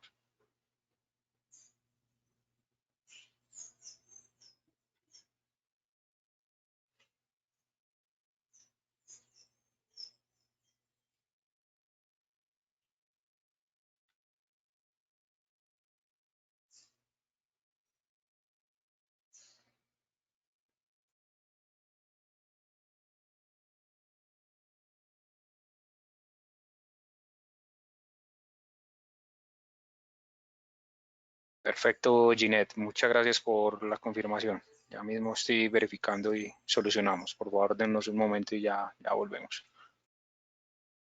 Les explicaba ahorita. Entonces vamos a el ejercicio. Eli, Eli, volviste, pero te perdimos. Te perdimos por un buen tiempo, más o menos unos 3 minutos aproximadamente.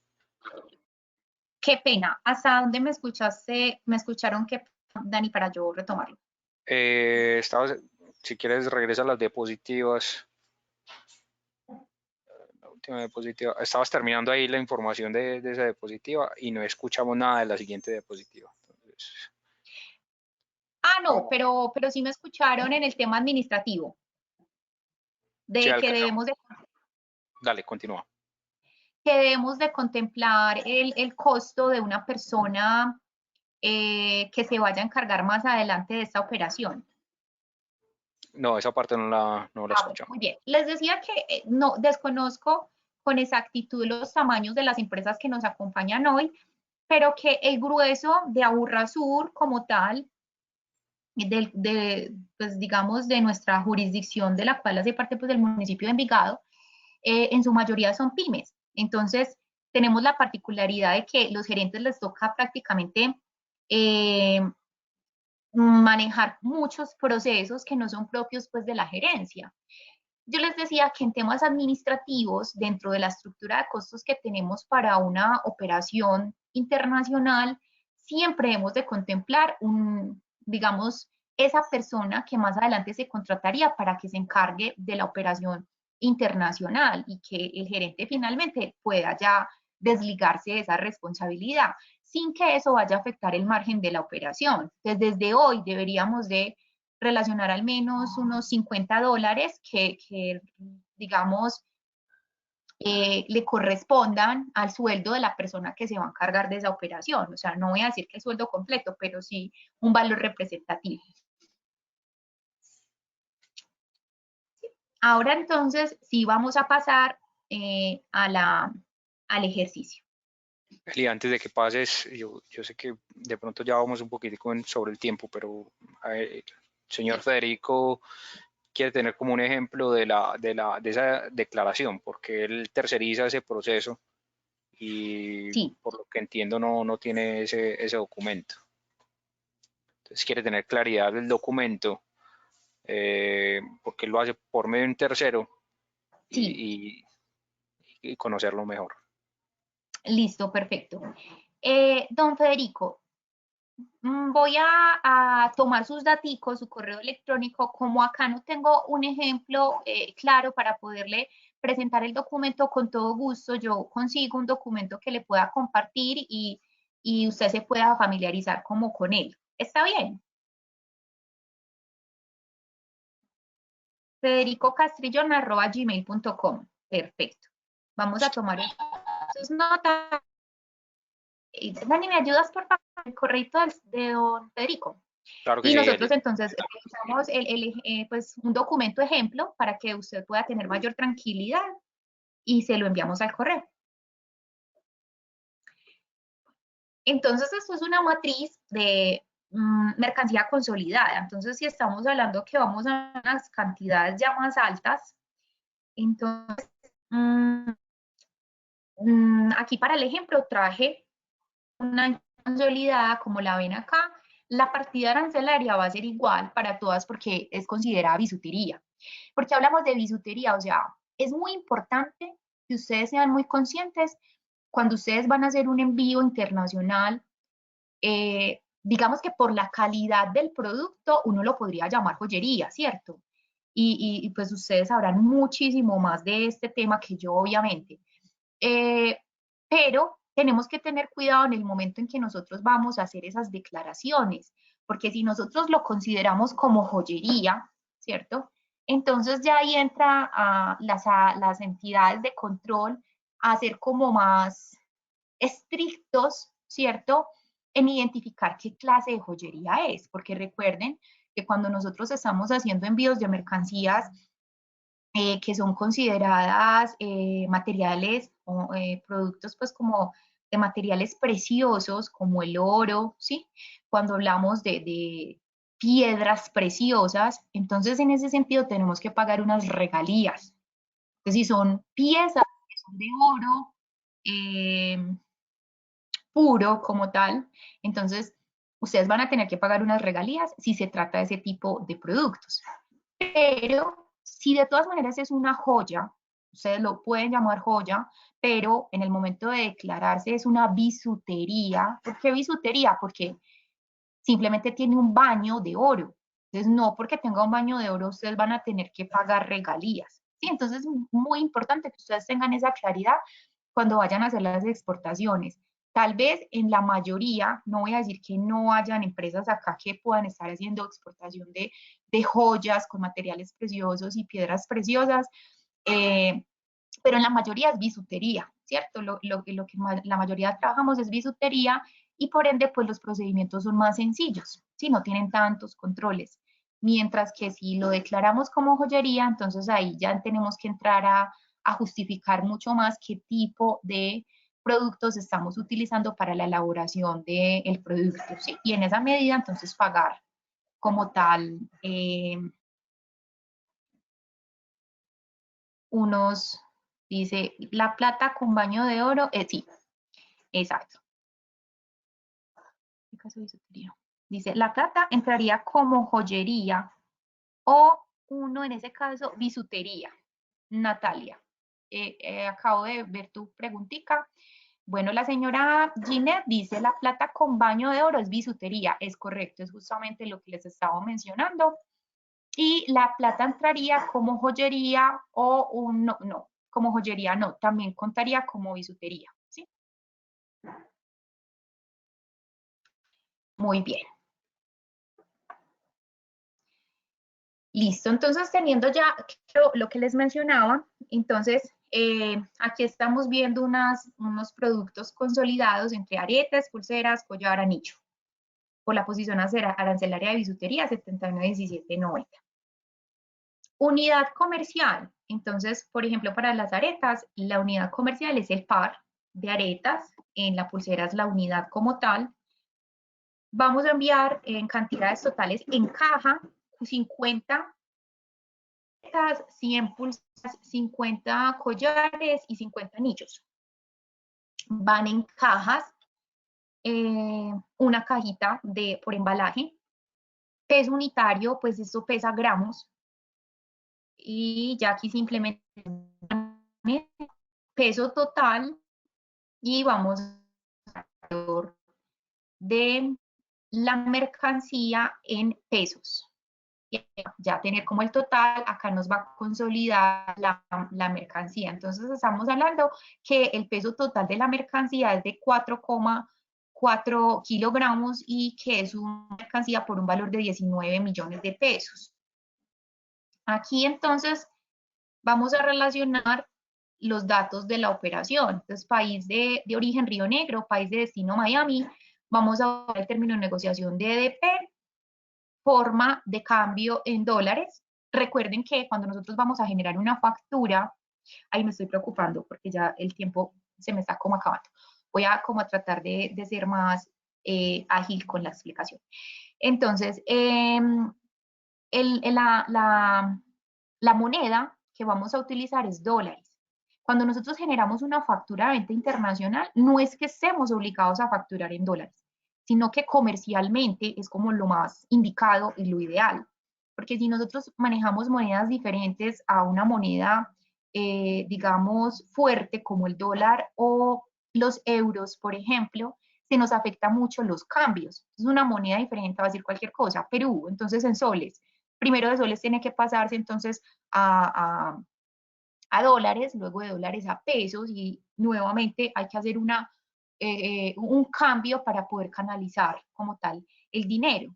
En ese sentido van a haber dos comisiones y por eso entonces ustedes pierden margen solamente en la transacción. Entonces por eso se recomienda una moneda fuerte para que solo se genere una transacción. Es por eso que se recomienda que la factura vaya en dólares. Hay una tasa de cambio que es la tasa del día, hoy lo está a 3.800 y debemos de relacionar una tasa de cambio proyectada. Esto pues para los más juiciosos que les gusta el tema de estar analizando todo el tema de la fluctuación y los cambios en la TRM y es fundamental porque nosotros siempre debemos dar precios que estén por debajo de la tasa de cambio del día, de modo que si baja como tal no nos vayamos a afectar. Entonces siempre manejar una tasa que esté por unos puntos por debajo del día, ¿cierto? Entonces, si nosotros vamos a hacer una operación, entonces aquí vamos a tener unos rubros muy amplios, ¿cierto? Pero que van a agrupar los costos que ya hemos venido revisando. Entonces, en un primer y está el valor de la mercancía que lo va a jalar como tal de la matriz, son 19 millones de pesos. El cambio, que es la tasa proyectada, serían $5.000. Recuerden que esto es una operación por encima de los $5.000 porque es una exportación ordinaria. Empaque, estamos hablando de 1.500, perdón, 250 bolsas de terciopelo a 1.500 pesos cada una. Estamos hablando de que son $100. Entonces estamos hablando de la caja máster, 4 cajitas máster, cada una de 5.000 pesos. Estoy aquí pues como poniendo algunos datos sin ser muy precisos pues porque es por el ejercicio, más recuerden que va con unas tulas de seguridad, las tulas de seguridad, y eso nos va a llevar a un valor de $13,33 el embalaje, ¿sí? Si yo fuera a vender en un término de negociación es work, yo solamente tengo que dar este valor. Entonces mi valor es work es 5.180 entregado en Envigado. Pero no, yo me voy a comprometer en más y voy a pagar el transporte en origen. Para eso entonces quiero compartirles la cotización de DHL, pero ya como tal, un segundito.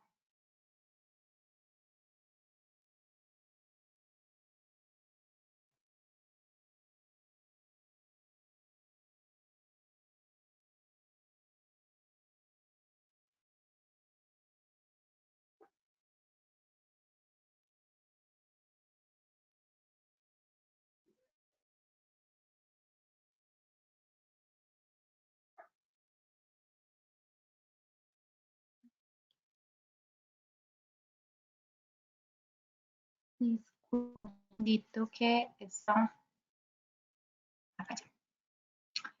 Muy bien. ¿Podrían confirmar, por favor, si ven claramente los datos?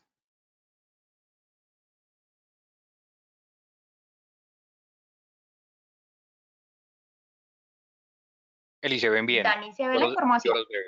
Yo los veo bien, sí, así es. Y las Bien. personas confirman también que lo ven. Entonces, como yo les decía, excelente. Como yo les decía, entonces, los fletes aéreos, cuando ya estamos hablando de mercancías o envíos ya, miren que acá ya no estamos hablando de HL Express, sino Global Forwarding, entonces ya esto ya es un agente de carga. Y aquí ya empezamos a ver fletes por escalas. Entonces, miren que nos dicen, si es menos de 45 kilogramos, entonces es el peso por $0.88. Si es más de 45, si es más de 100, pero como nuestra mercancía pesa 4 kilogramos, entonces es una mínima, que son $105, ¿cierto? Entonces, básicamente acá no lo van a relacionar. Concepto, flete, $105. Entonces, ¿qué pasa? Como nos hicimos la cotización con DHL para entregar la mercancía DDP, ¿cierto? Entonces acá nos van a relacionar todos los recargos del flete asociados a la operación hasta destino. Entonces miren acá el pick-up o la recogida, transporte interno en Envigado. Entonces justamente es lo que nosotros vamos a notar que tenemos relacionado acá, ¿sí? $100. Seguro en origen, 0.4%.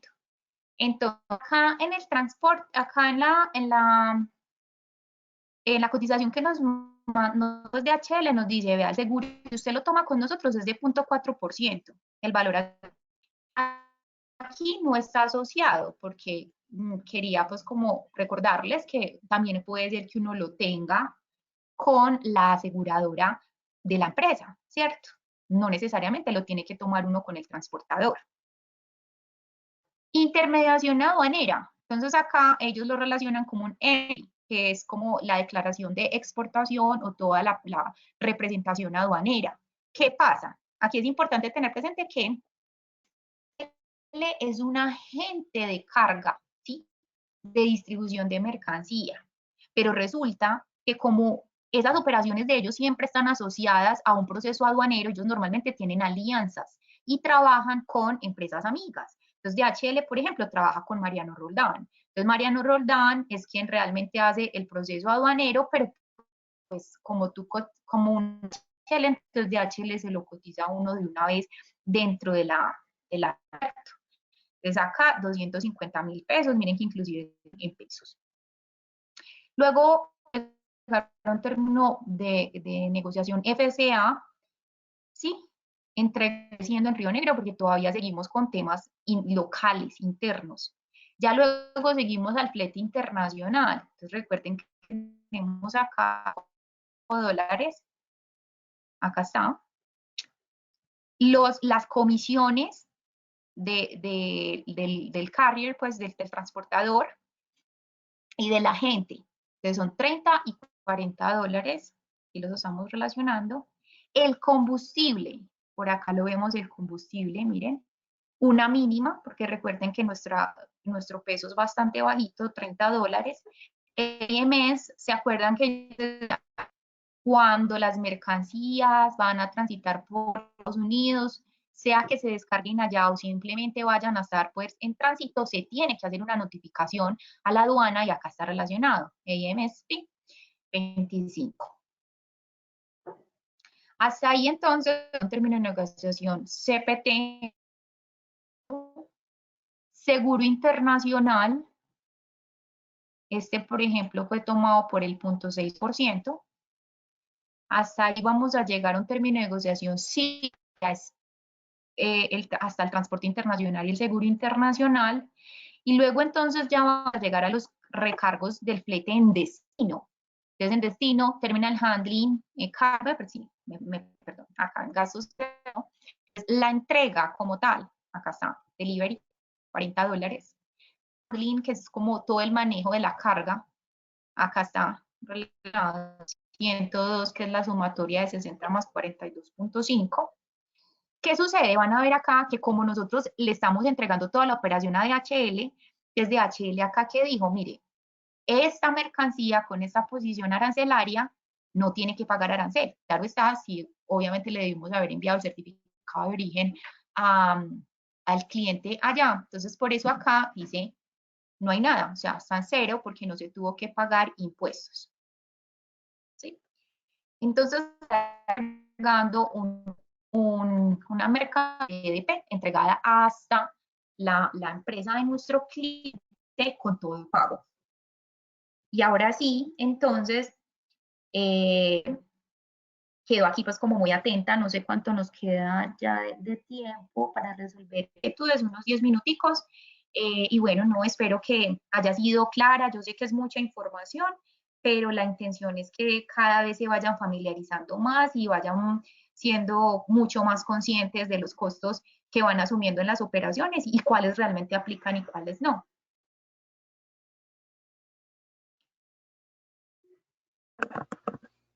Perfecto, Eli. Tenemos aquí dos preguntas. Para la señora Nidia, que veo que de pronto ya se retiró, la capacitación sí está quedando grabada y va a quedar en Ajá, YouTube, entonces para que le hagamos ese recorderis. Y me preguntan claro. del tema de la matriz, para poder tener acceso, si se puede Sí, tener acceso. claro que sí. Igual como Dani se los compartía la vez pasada, pues hay contactos, el correo, ahí es que, mío es asesor2.uci@csas.org.co. Cualquier datico que necesiten de la presentación, la misma matriz, con todo gusto me permiten saber y se los enviamos.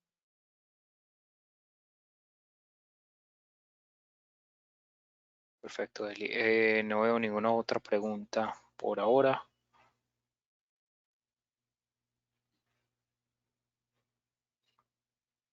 Mm, Perfecto, listo, no tenemos ninguna otra pregunta por ahora. ok, bueno,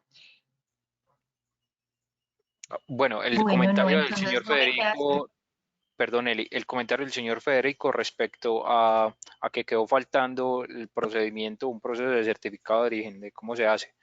Quizás este proceso lo explicas, Eli, pues no, ¿por qué no lo tomamos en esta Lo asesoría? voy a comentar, exacto, Esa. lo voy a comentar de una manera muy general, pero sí quisiera como ser muy clara en indicarles que los temas de certificado de origen son dispendiosos, o sea, realmente le toca a uno estudiarse bastante los acuerdos y eso amerita pues realmente una capacitación completa. Pero de manera general, le comento al señor Federico y a las demás personas, los certificados de origen se tramitan de diferentes maneras según se haya pactado en el acuerdo. Me explico.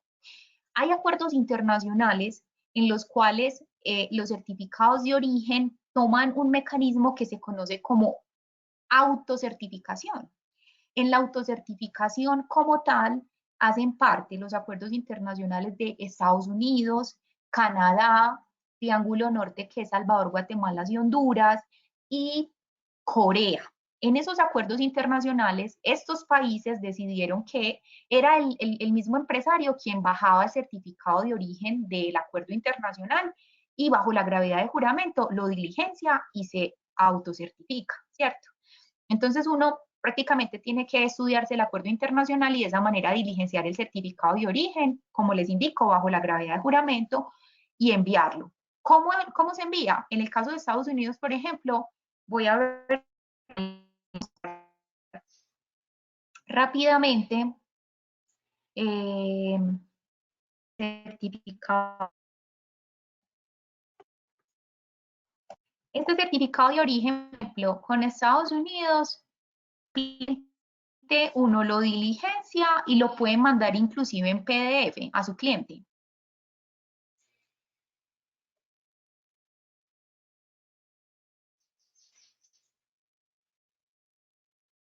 Aquí lo vemos. Este es el certificado de origen, por ejemplo, con Estados Unidos. Entonces, simplemente es una hojita que puede diligenciar de acuerdo al estudio que haya realizado el acuerdo internacional. Y ya, ustedes lo diligencian, lo firman y se lo mandan a su cliente, el cliente lo presenta a la aduana, ¿cierto? Igualito que como sucede con Estados Unidos, pasa con los otros acuerdos que les mencioné, Canadá, Triángulo Norte y Corea. En el momento nosotros tenemos 16 acuerdos internacionales. quiere decir que 12 de los acuerdos internacionales no son autocertificación, sino que en el acuerdo se pactó que se va a utilizar un mecanismo que se conoce como autocalificación. En la autocalificación uno tiene que hacer el trámite a través de la DIAN. Y en la DIAN uno tiene que tener una firma digital, entrar por salida de mercancía y llenar un documento ahí que está pues relacionado en la plataforma de la DIAN que se llama declaración juramentada. Y la declaración juramentada ustedes van a especificar a qué acuerdo internacional quieren aplicar y por qué pueden gozar de ese beneficio. Y es la DIAN quien les autoriza o no emitir el certificado de origen. ¿Sí? Entonces, en los que son autocertificación depende de la gestión de la empresa, en autocalificación, que es el resto de los acuerdos internacionales, se hace a través de la DIAN.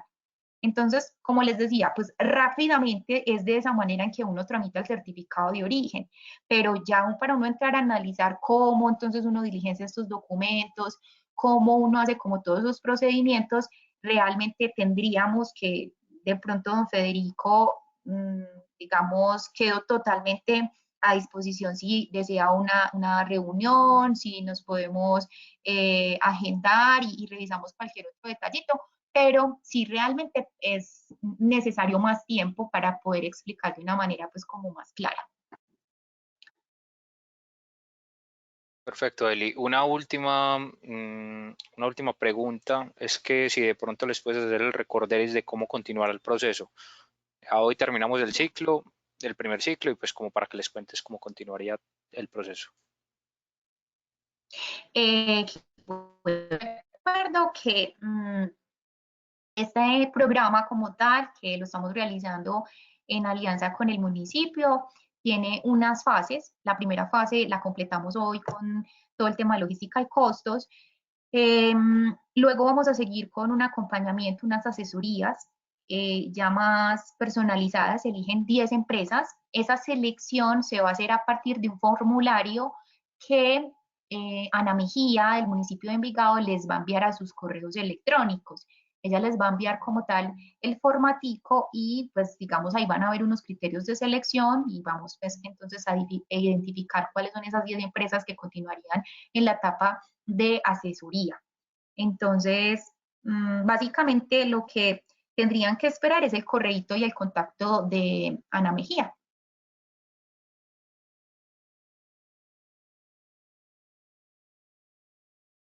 ¿Listo? Perfecto, Eli. Muchas gracias. Bueno, muchas gracias a todos por su participación. Dani, muchas gracias por el apoyo. Y bueno, ya saben entonces que estamos acá igual para apoyarlos en lo que podamos con todo gusto.